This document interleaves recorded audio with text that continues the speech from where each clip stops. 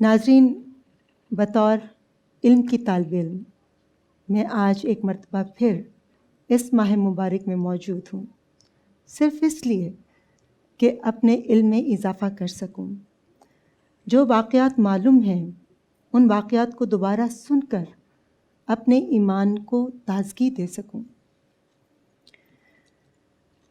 فتح مکہ کیا ہے؟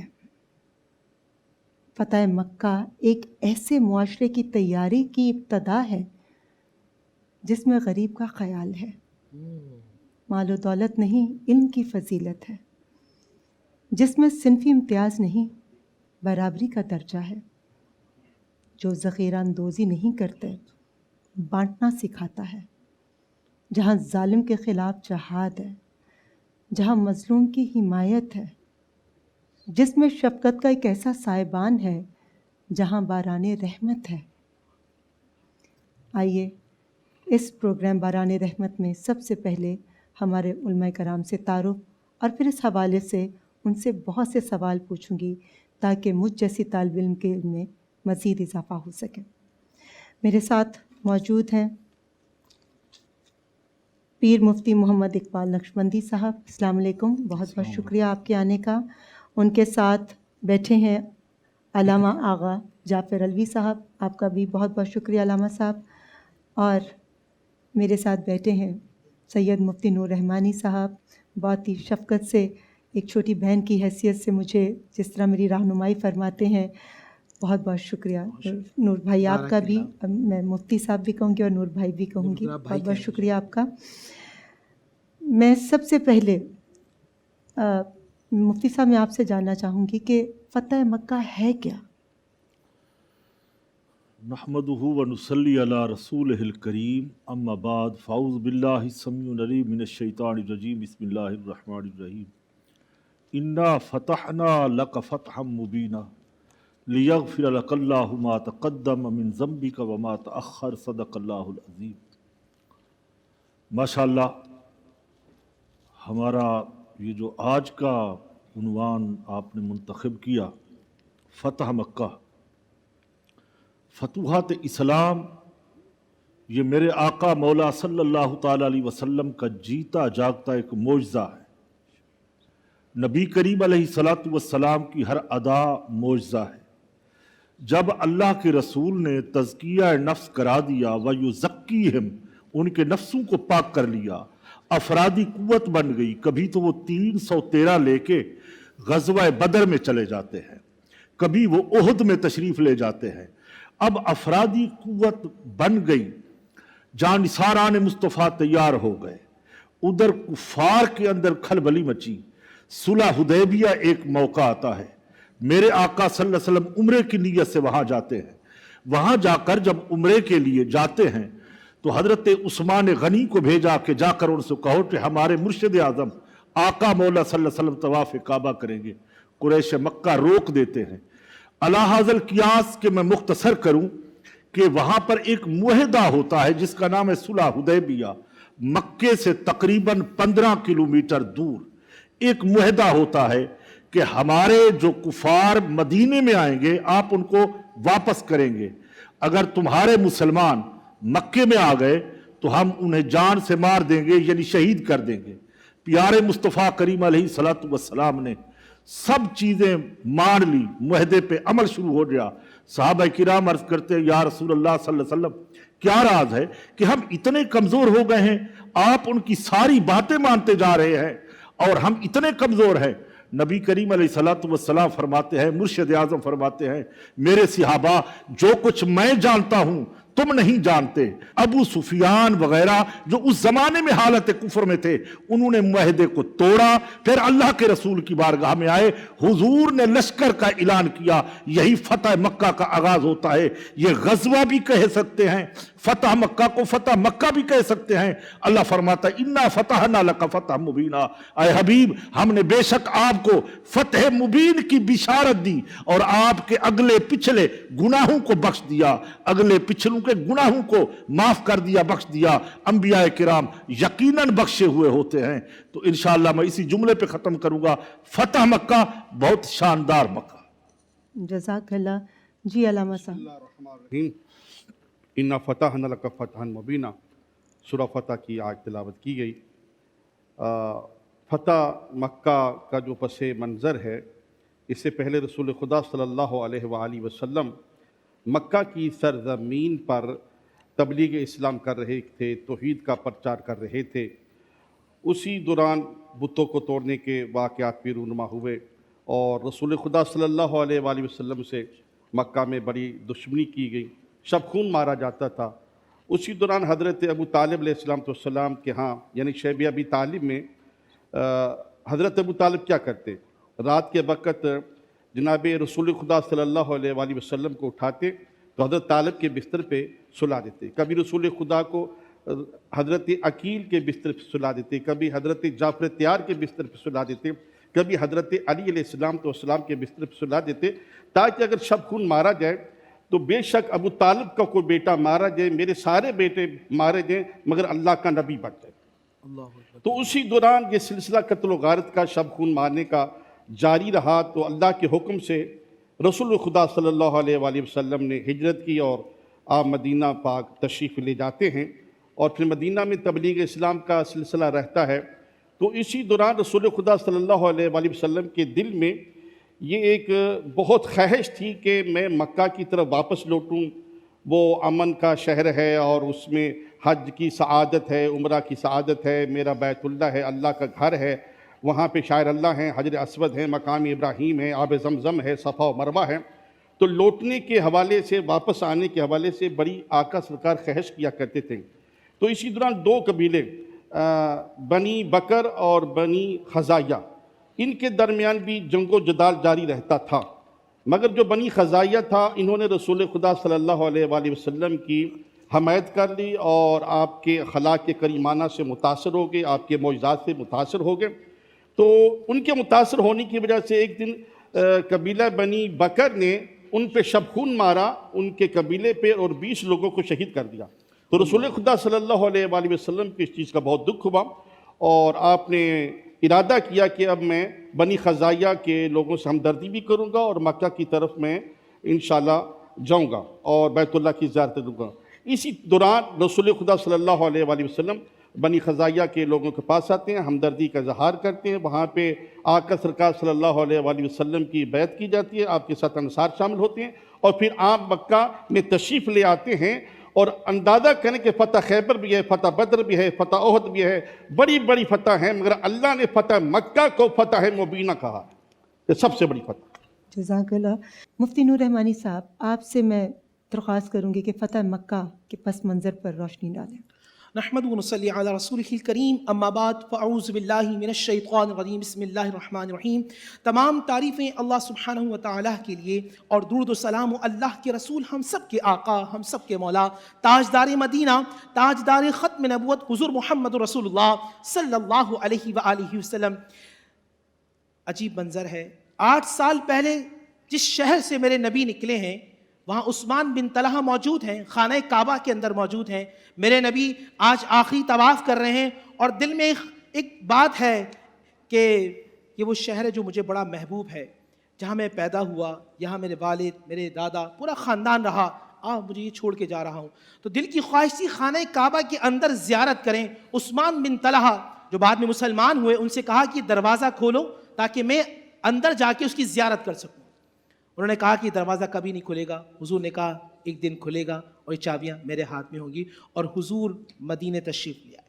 آج 8 سال کے بعد بی بی آمنہ کے لال، ہم سب کے سردار، انٹر ہو رہے ہیں مکہ کے اندر. ایک دن پہلے آپ نے اس میدان کے اندر پڑاؤ ڈالا. 10,000 کا لشکر ہے. حضور نے فرمایا کہ آج سب اپنا کھانا خود الگ الگ بنائیں گے. ناظرین توجہ رکھیے گا، 10,000 لوگ پھیل گئے، سب نے لکڑیاں جلائیں. تو جب مکہ والوں نے چھپ کر دیکھا تو کہنے لگے یہ محمد کون سا لشکر لے آیا، اگر محمد سے لڑنا ہوگا تو محمد پوری دنیا کو ختم کر دے گا. ایک ڈر، ایک خوف ان کے اندر داخل ہو چکا ہے. اب اگلے دن میرے نبی صلی اللہ علیہ وسلم مکے میں انٹر ہونے والے. یہ مکہ شہر ہے. حضور نے 10,000 کو لشکر کو ڈیوائڈ کیا، 1,000 کے لشکر. ادھر حضور صلی اللہ علیہ وآلہ وسلم تشریف لا رہے ہیں، ادھر سے اسید بن حدیر آ رہے ہیں, ادھر سے خالد بن ولید آ رہے ہیں, ادھر سے دوسرے صحابہ آ رہے ہیں, اور نبی علیہ الصلوۃ والسلام, ابو بکر صدیق, عمر فاروق, پیچھے سیدنا علی حیدر کرار کے جھرمٹ کے اندر خانہ کعبہ کے اندر تشریف لا رہے ہیں. ایک آواز آ رہی ہے, آج محمد بدلہ لے گا, آج محمد بدلہ لے گا. ایک صحابی نے آواز دائی, الیوم الملاحمہ, آج تو قتل و قتال کا دن ہے, آج تو خون کی ندیاں بہیں گی.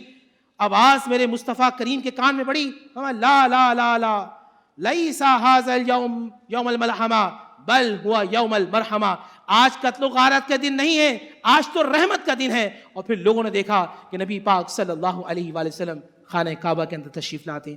ہر شخص ڈرا ہوا ہے کہ آج حضور کیا کریں گے. حضور نے طواف کیا, طواف کرنے کے بعد آواز لگائی, این عثمان بن طلحہ, عثمان کہاں ہے؟ وہی عثمان جو 8 سال پہلے جنہوں نے حضور سے کہا تھا یہ خانہ کعبہ کی چابیاں کبھی میں آپ کو نہیں دوں گا, ڈرتے ڈرتے سامنے لائے گئے. اب اندازہ کیجئے میرے نبی بیٹھے ہوئے ہیں, عثمان, ابو بکر صدیق, عمر فاروق, پیچھے مولا کائنات سیدنا علی حیدر کرار تلوار لے کے کھڑے. عثمان بن طلحہ ڈرتے ڈرتے آئے, سر جھکا ہوا ہے, کیونکہ سر ایسا نہ ہو سر اٹھاؤں تو سر قلم ہو جائے. حضور نے فرمایا سر اٹھاؤ, سر اٹھاؤ. ڈرتے ڈرتے سر اٹھایا, فرمایا این المفتاح, چابیاں کہاں ہیں؟ ڈرتے ڈرتے چابیاں پیش کی. حضور نے چابیاں لی.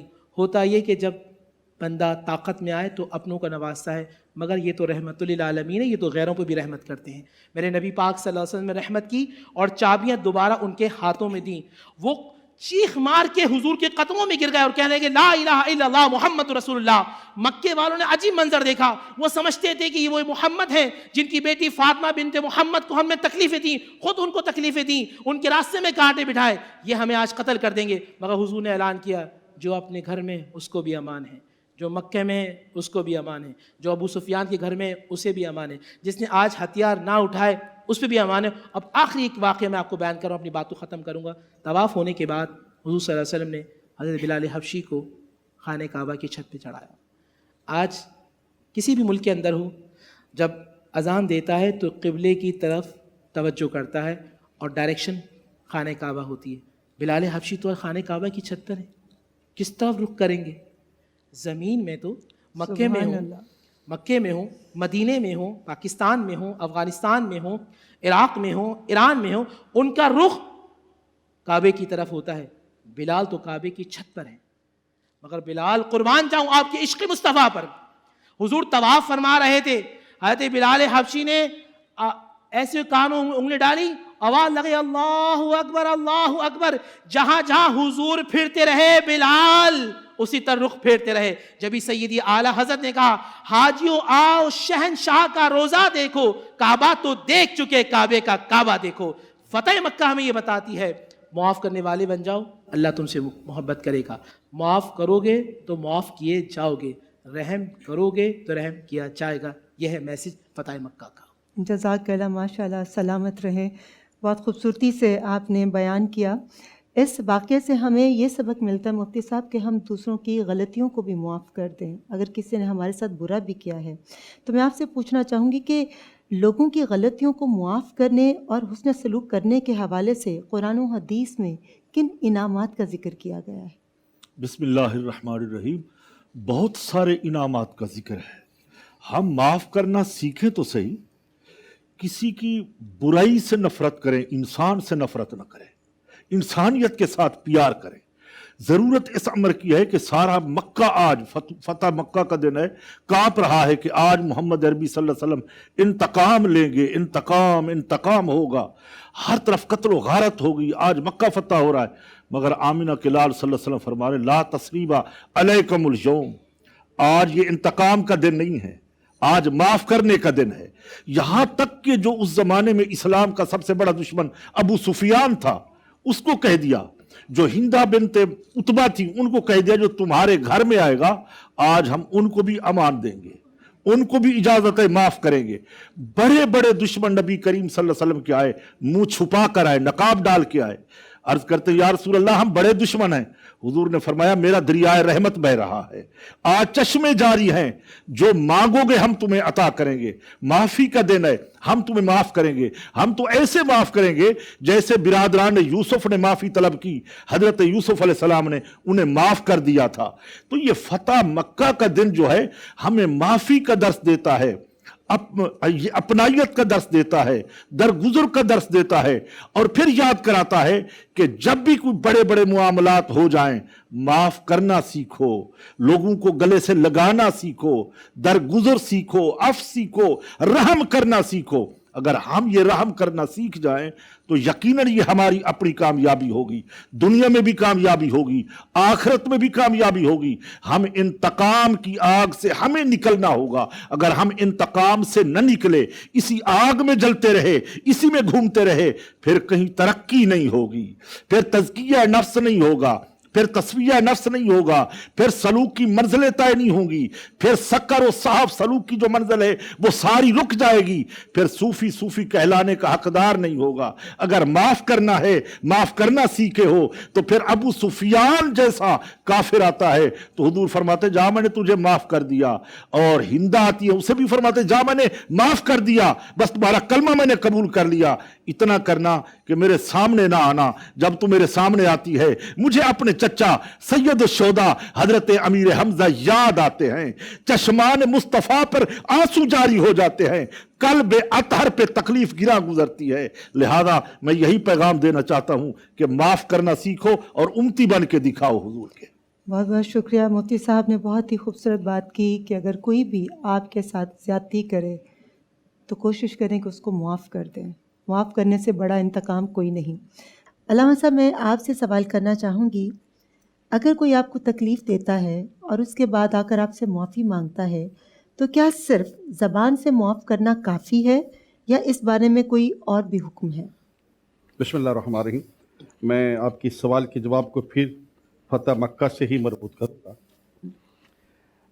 فتح مکہ کے دن رسول خدا صلی اللہ علیہ وآلہ وسلم جب مکہ کی وادی میں تشریف لے گئے تو بیت اللہ کے مین دروازے کی طرف ایک جمع غفیر تھا کفار و مشرکین کا، ایک بہت بڑا رش تھا، اور ان تک یہ پیغام پہنچ چکا تھا رسول خدا صلی اللہ علیہ وآلہ وسلم کا کہ میں کسی جنگ کی نیت سے نہیں آیا، میں کسی فساد کی نیت سے نہیں آیا، میں ایک پیغام لے کے آیا ہوں، اور میرا کسی قسم کا کوئی ایسا ذہن یا کوئی ایسی میرا منشور نہیں ہے کہ میں اس وادی میں قتل و غارت کروں گا۔ مگر پھر بھی کفار و مشرکین نے اپنے عبایا میں اور اپنی بغلوں میں خنجر اور تلواریں چھپا رکھی تھیں۔ یہاں پر صحابہ کرام اور حضرت علی علیہ السلام رسول خدا صلی اللہ علیہ وآلہ وسلم کا حصار کیے ہوئے تھے، جیسے کہ مفتی رحمانی رضوی صاحب قبلہ نے بھی حضرت علی علیہ السلام کی تلوار کا تذکرہ فرمایا، کیونکہ سادات ہیں تو خون تو جوش میں آئے گا نا۔ تو حضرت علی علیہ السلام نے وہاں پہ ایک بہت بڑے پتھر پہ کھڑے ہو کے فرمایا کہ میرا نبی اخلاق کریمانہ کا مالک ہے، یہ معاف کرنے والا ہے، یہ درگزر کرنے والا ہے، اگر کسی نے زبان درازی کی تو اس کی زبان نکالوں گا، اگر کسی نے آنکھ اٹھائی تو اس کی آنکھ نکالوں گا، اگر کسی نے ہاتھ اٹھانے کی کوشش کی تو وہ ہاتھ اس کے جسم کے ساتھ نظر نہیں آئے گا۔ یہ کہہ کر میرے مولا علی علیہ السلام نے تلوار کو نیام سے نکال دیا، تو رسول خدا صلی اللہ علیہ وآلہ وسلم نے فرمایا یا علی رک جاؤ، اپنی تلوار کو نیام میں کرو، میں اخلاق کریمانہ کا درس دینے آیا ہوں۔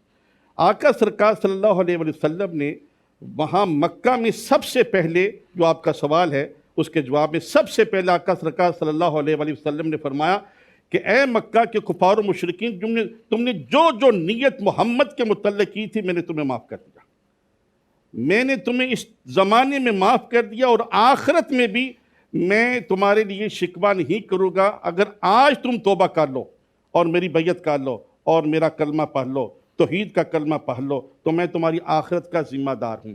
اگر آج کے بعد جو بھی میرے اعلان کے بعد اگر میرا کلمہ نہیں پڑھتا اور توحید کا اقرار نہیں کرتا تو اس کی نجات کا میں ضامن نہیں ہوں، مگر میں نے سب کو معاف کیا جنہوں نے مجھ پر ظلم ڈھائے۔ جزاک تو یہ آقا سرکار کی سنت ہے معاف کرتے ہیں۔ جی بہت بہت شکریہ مفتی صاحب۔ آج کے دور میں ہم فتح مکہ سے کیا سبق حاصل کریں، کیونکہ آج بھائی بھائی کو معاف نہیں کرتا، گھر کے اندر اتنی ناچاکیاں ہیں کہ گھر والے ایک دوسرے سے خفا ہو جائیں تو سال ہر سال ایک دوسرے کی شکل نہیں دیکھتے۔ تو ان واقعات سے ہم کس طرح سے اپنی اصلاح کر سکتے ہیں کہ ہمارے دلوں میں اتنی وسعت پیدا ہو کہ ہم ایک دوسرے کو معاف کرنے کی طاقت رکھ سکیں؟ اس پہ روشنی ڈالیں. بسم اللہ الرحمن الرحیم. حضور نے فرمایا لا يدخل الجنہ، وہ جنت میں داخل نہیں ہوگا جو صلہ رحمی نہیں کرتا. جو رشتوں کو توڑتا ہے وہ نبی سے دور ہے، اور جو رشتوں کو جوڑتا ہے وہ اللہ کے بھی قریب ہے، رسول اللہ کے بھی قریب ہے. میرے نبی پاک صلی اللہ علیہ وآلہ وسلم نے ان مکہ والوں کو معاف کیا کہ جنہوں نے سید الشہداء کو شہید کیا ہے. بی بی خدیجہ رضی اللہ تعالیٰ عنہ جو نبی کو سب سے زیادہ محبوب ہیں، 3 سال وہ ملکۃ العرب شعبہ ابی طالب میں رہیں، اور اس کی وجہ سے آپ کا وصال مبارک ہوا. میرے نبی مجھے ایک میسج دے رہے ہیں، اگر تم محمد رسول اللہ کے قریب آنا چاہتے ہو تو کم سے کم گھر کے اندر تو سیرت کو اپناؤ. آج سگا بھائی مر جاتا ہے اور اعلان کرتا ہے کہ اس بھائی کو جنازے پہ نہیں آنے دینا، بہن بھائی کو شکل نہیں دیکھتی. آج ضرورت اس امر کی ہے کہ اگر میں فتح مکہ سے سبق حاصل کرنا چاہتا ہوں تو سب سے پہلے میں گھر والوں کو معاف کروں. اور بڑا عجیب جملہ کہوں گا میں، کھجور 10 منٹ پہلے کھائیں روزے سے روزہ ٹوٹ جاتا ہے، اور جو بہن کا حق کھا کر رہتا ہے. اللہ اکبر. ہے نا، ہم حق کھا جاتے ہیں. میرے نبی کو وہ پسند ہے جو حق دینے والا ہے، اس ظالم معاشرے کو وہ پسند ہے جو حق لینے والا ہے. نبی کے پسندیدہ بنو، حق دینے والے بن جاؤ.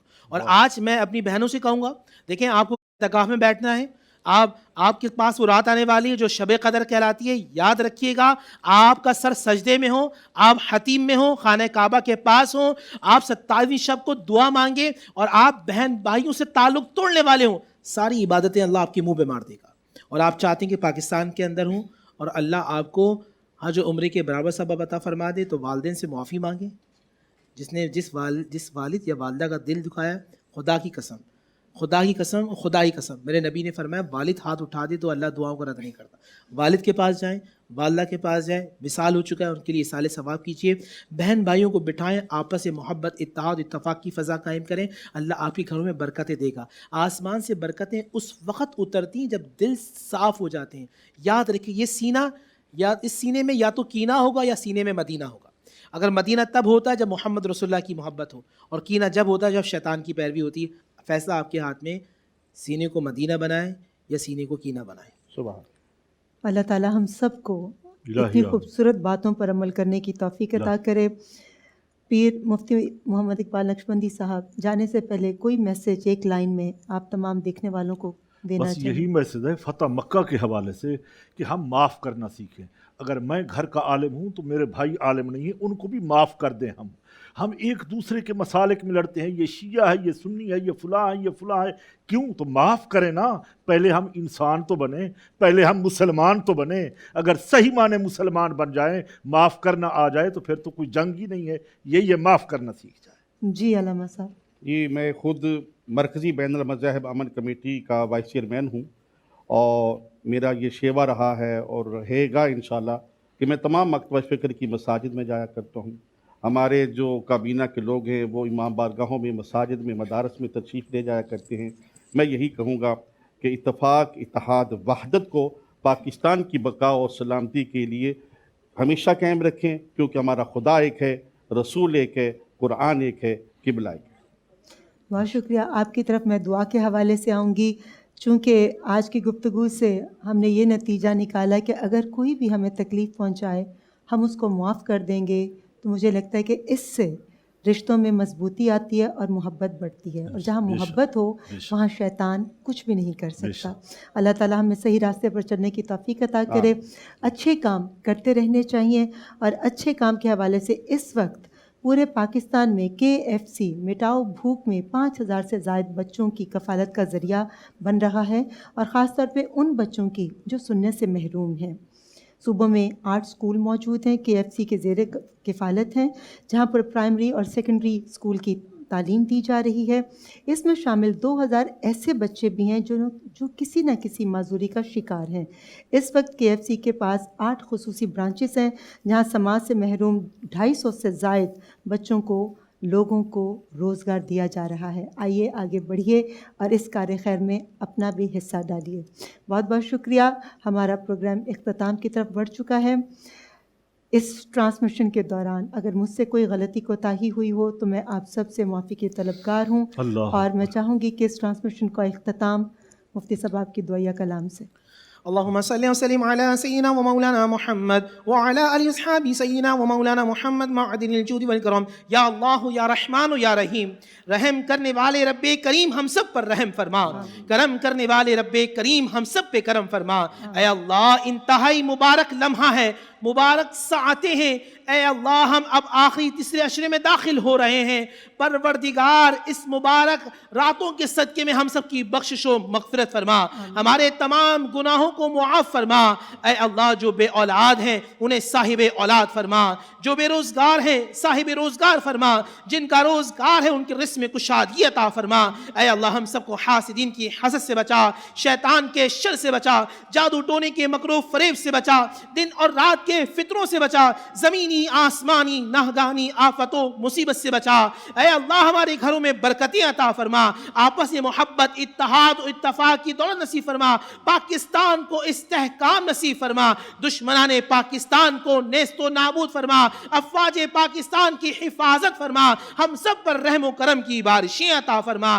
آنے والا وقت ہم سب کے لیے باعث خیر فرما. ربنا آتینا فی الدنیا حسنہ وفی الآخرہ حسنہ وقنا عذاب النار.